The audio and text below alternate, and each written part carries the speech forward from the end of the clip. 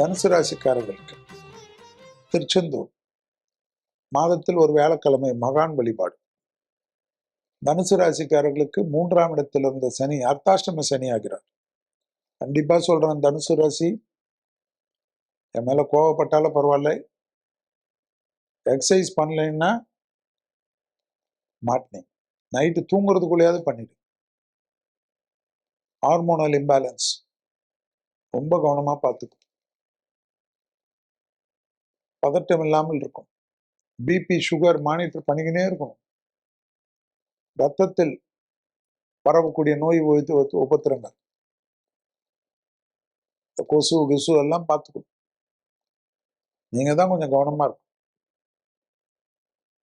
தொழில் ரீதியாக அற்புதம் ஏற்படும். பணவரவு ஏற்படும். உள்ளூர் வெளியூர் கடல் கடந்த பயணங்கள் ஏற்படும். கோபதாபப்படாமல் பிராக்டிக்கலா திங்க் பண்ணுங்க. துணை அல்லது துணைவியாருடன் மனம் விட்டு பேசுங்க.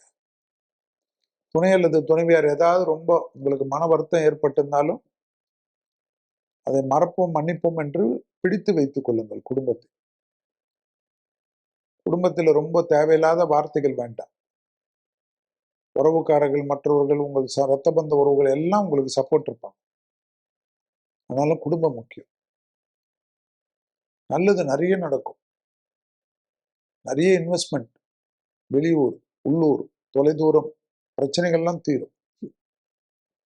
ஆச்சரியத்தக்க முன்னேற்றம் ஏற்படும். எதிர்பார்த்த நல்ல விஷயங்கள்லாம் நடக்கும். வேற்றுமொழி மனிதர்களால் அதிகம் ஆதாயம் பெறுவீர்கள். வேற நாட்டில் போய் செட்டில் ஆகிறதெல்லாம் ஏற்படும். விசா வாங்கிறது, சிட்டிசன் வாங்கிறது, வேற நாட்டு பாஸ்போர்ட் வாங்கிறது, குடும்பத்தில் ஏற்கனவே ரொம்ப நாளா இருந்தாலும் சிட்டிசன்ஷிப் கிடைக்காம இருந்தது, எல்லாமே படிப்படியாக மாறும். நிறைய நம்பிக்கை ஏற்படும். தொலை தூரத்திலிருந்து நல்ல செய்தி கிடைக்கும். இழுபறியாக இருந்த நிலைமைகள் மாறும். பண வரவு நிறைய இருக்கும். குடும்பத்தில் ரொம்ப நிம்மதியா இருப்பீங்க. நிறைய சுறுசுறுப்பா வச்சுக்கோங்க. உங்களை சுத்தி நிறைய பாசிட்டிவ் வைப்பை வச்சுக்கோங்க.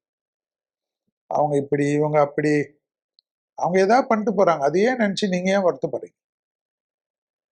உங்ககிட்ட எவ்வளோ பாசிட்டிவ் இருக்குல்ல. வேலைக்காரங்க விஷயத்துல கூட சின்ன சின்ன விஷயத்துக்கு கோவப்பட்டு நல்ல வேலைக்காரங்களாம் அமைச்சிடாது. எல்லாரையும் கொஞ்சம் கட்டுக்கோப்பா வச்சுக்க. நிறைய நல்லது நடக்கும். அர்த்தாஷ்டம சனின்னா என்ன? அஷ்டம சனியில பாதி. ஆனா அதே சமயம் என்ன, நீங்க கூலா இருந்தீங்கன்னா ஒன்னாவாது. காரிய சித்தி மாலை மந்திரத்தை கேட்டுக்கினே இருங்க, ஒன்னும் ஆகாது.